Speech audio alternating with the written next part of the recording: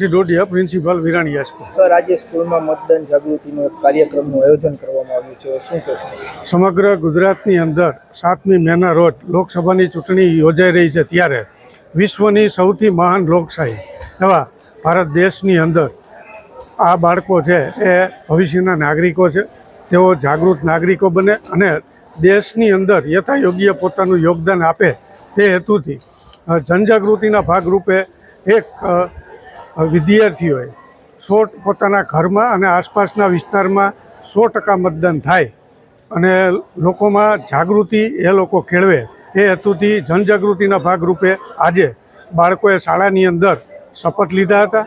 તેમજ VOTE વોટની એક વિશાળકાય માનવ આકૃતિ છે એ તૈયાર કરી અને લોકોમાં મતદાન જાગૃતિનો સંદેશો છે એ ફેલાવ્યો. સર, તમે ખાસ કરી અને તમામ લોકો છે એ ચૂંટણી પછી છે એ ફરિયાદ કરતા હોય છે